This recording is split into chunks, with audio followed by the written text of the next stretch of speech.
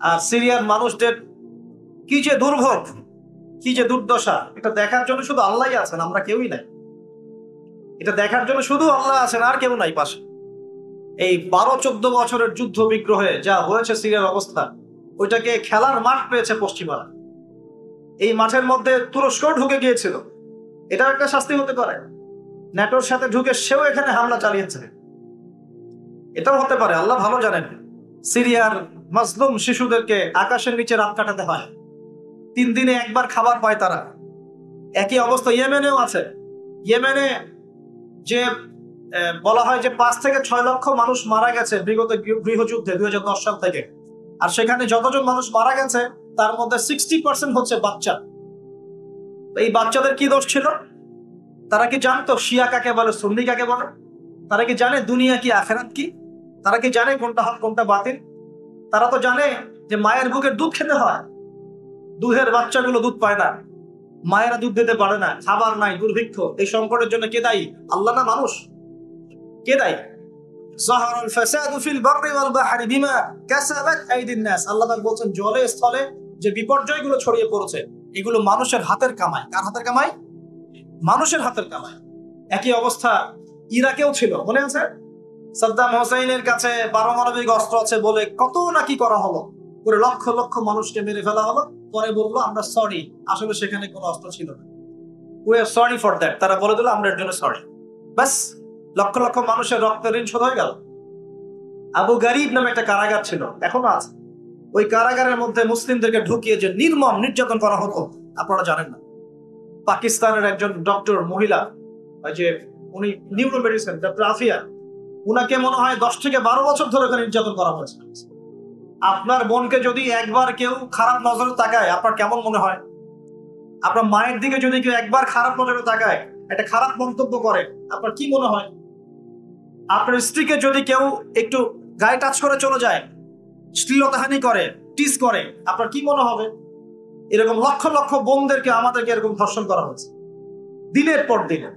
Gang rape বলে, gang rape মানে একসাথে 10 জন 12 জন মিলে আমাদের বোনদেরকে ধর্ষণ করেছে।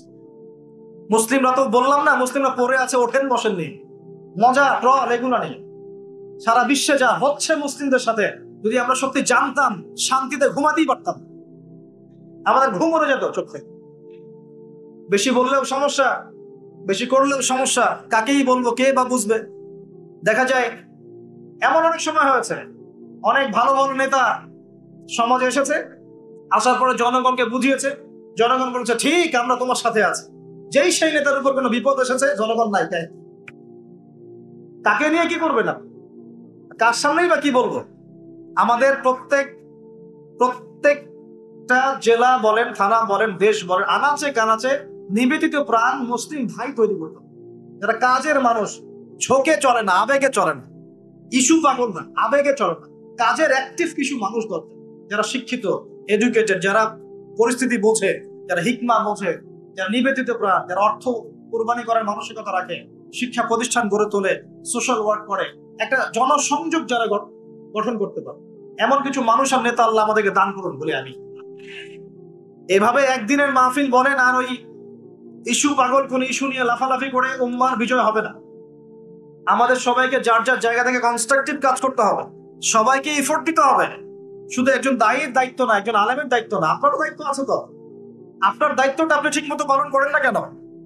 নামাজ আপনার দায়িত্ব, কোরআন তেলাওয়াত করা শেখা আপনার দায়িত্ব, দিনের জ্ঞান শেখা আপনার দায়িত্ব, জ্ঞান প্রচার করা আপনার দায়িত্ব, আদর্শ পরিবারটা গড়া আপনার দায়িত্ব, হালাল খাওয়া আপনার দায়িত্ব, উম্মাকে নিয়ে ফিকির করা তো আপনারও দায়িত্ব। উম্মা কি শুধু আমার, আপনার নয়? উম্মা কি শুধু আলেমদের, আপনাদের নয়? তাহলে আমরা কি সবাই শুধু কয়েকজন মানুষের ঘাড়ে দায়িত্ব চাপিয়ে দিয়ে চলে যাব? এই সমস্যা হচ্ছে আমাদের সমাজে। বিশ্বাস করেন, যদি সবাই একসাথে ঐক্যবদ্ধভাবে ঈমান ধরে রাখতে পারতাম, কোনোদিনও কোনো জালেমের সামনে আমাদেরকে মাথা নত করতে হতো।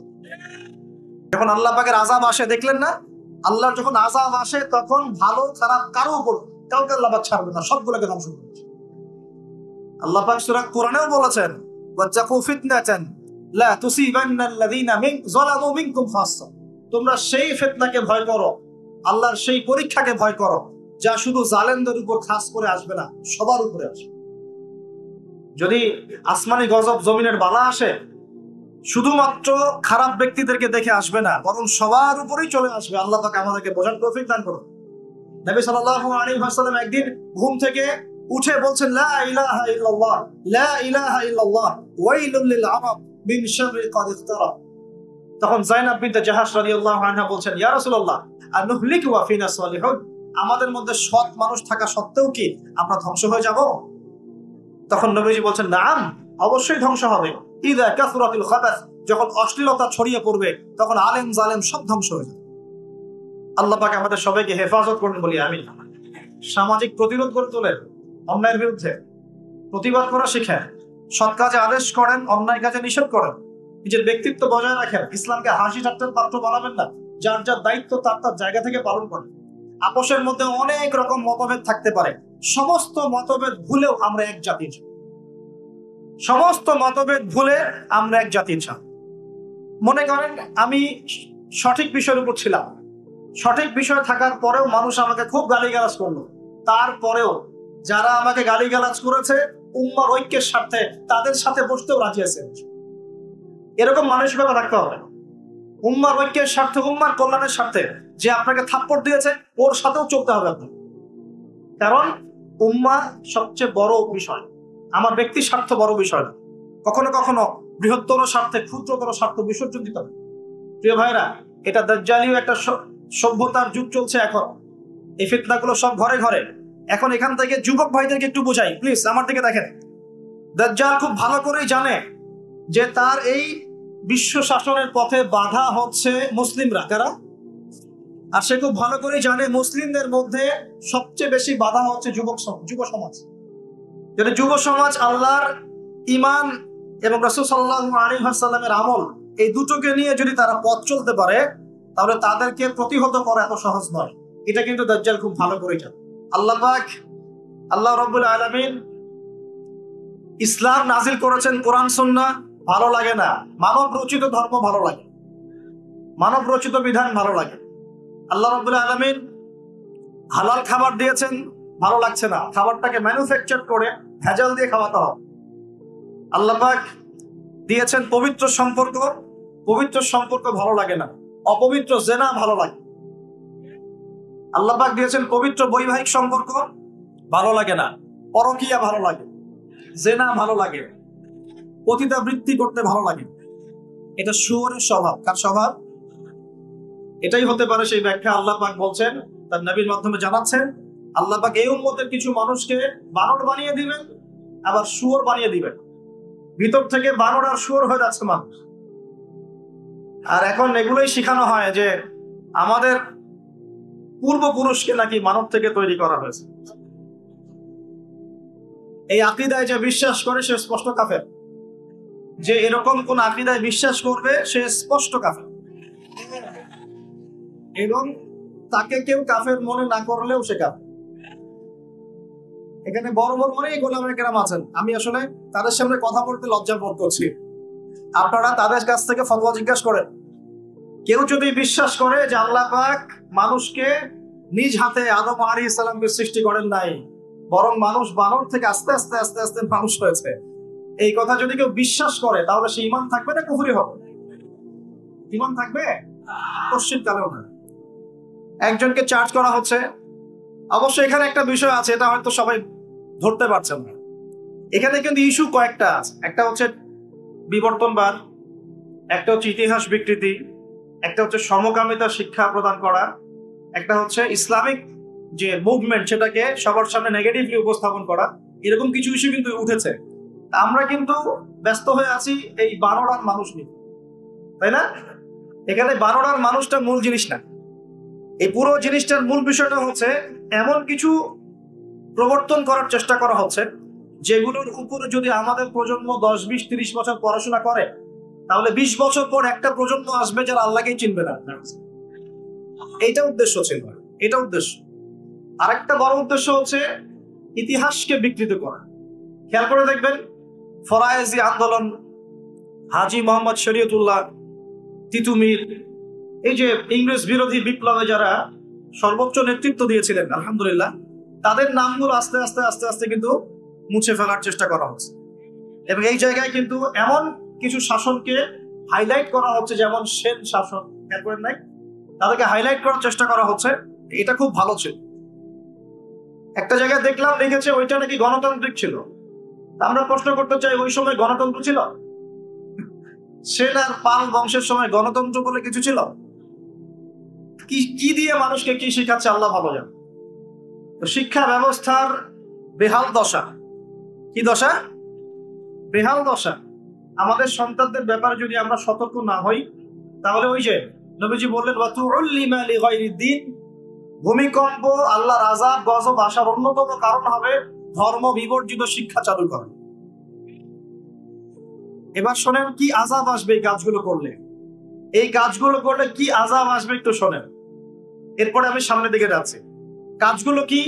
যখন আমরা আমানতের খেয়ানত করব, এক, যখন গনিমতের মাল রাষ্ট্রীয় সম্পদকে নিজের বলে চালিয়ে দিব, যখন আমরা স্ত্রীদের আনুগত্য করে মাকে কষ্ট দিব, বন্ধুদেরকে কাছে টেনে নিয়ে বাবাকে কষ্ট দিব, যখন ধর্ম বিবর্জিত শিক্ষা চালু করব, যখন আমরা গায়িকা নর্তকীদেরকে বেশি প্রমোট করব, তাদেরকে বাড়িয়ে দিব, মসজিদে হট্টগোল বেড়ে যাবে, কানের কাছে বাদ্যযন্ত্র বাজবে, জেনা বাড়বে, অশ্লীলতা বাড়বে, ফাহেসা কাজ বাড়বে, এবং কওমের নেতৃত্ব দিবে ফাসেক ব্যক্তি, সমাজের সবচেয়ে নিচু শ্রেণীর মানুষ উঁচু উঁচু বিল্ডিং নির্মাণের প্রতিযোগিতা করবে, এবং দাসী তার মনিবকে জন্ম দিবে, মানে সত্য মিথ্যা ন্যায় অন্যায়ের মানদণ্ড উল্টে যাবে। যখন এমন হবে তখন নবীজি বলছেন ফালইয়ারতাকিবু ইনদা যালিকা, তখন ধেয়ে আসবে। কি ধেয়ে আসবে? এক নাম্বার, রিহান হামরা, উত্তপ্ত, কঠিন উত্তপ্ত একটা গরম বাতাসের আযাব পৃথিবীবাসীর দিকে আসতে থাকবে। এমন আযাব কি এসেছে? গরম উত্তপ্ত বাতাস কি আসছে? একটু নাসার গবেষণাগুলো করে দেখেন বাসায় গিয়ে। তারা বলছে সূর্যের মধ্যে এখন কিছু বিক্রিয়া চলছে, বিস্ফোরণ চলছে। এমন হতে পারে অতি শীঘ্রই পৃথিবীর দিকে উত্তপ্ত গরম বায়ুর আযাব আসা শুরু করবে। দেখেন হাদিসের সাথে এক্স্যাক্টলি মিলে গেছে। আল্লাহু আকবার। রিহান হামরা মানে গরম উত্তপ্ত বাতাস আসবে পৃথিবীতে।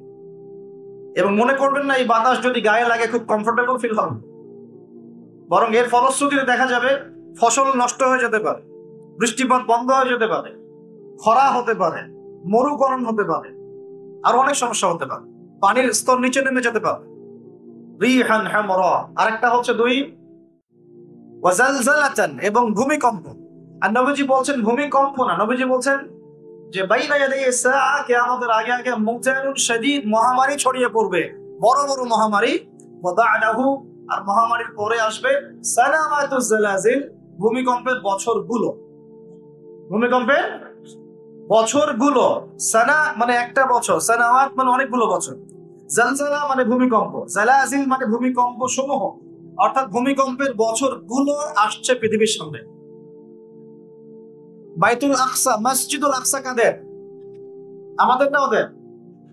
ওটা সরিয়ে ফেলার প্ল্যান হচ্ছে, ওটা সরিয়ে ফেলে ওখানে টেম্পল নির্মাণ করা হবে।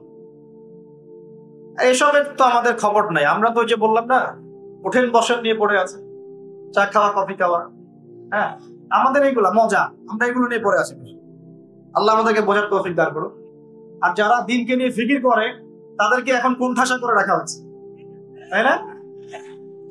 যারা দিনকে নিয়ে সত্যিকারের কিছু ফিকির করে তাদেরকেই জাতির সামনে আজকে খারাপ ভাবে উপস্থাপন করা হচ্ছে। তবে আমি বলবো ধৈর্য ধরেন, কারণ ধৈর্যের চেয়ে উত্তম কোন গুণ আল্লাহ কাউকে দেন নাই। ইনশাআল্লাহ তাআলা ফাইন্না মাআল উসরি ইউসরা, কষ্টের পরেই আসবে কি? স্বস্তি। ইন্না মাআল উসরি ইউসরা, আবারও বলছি কষ্টের পরেই আসবে কি? স্বস্তি।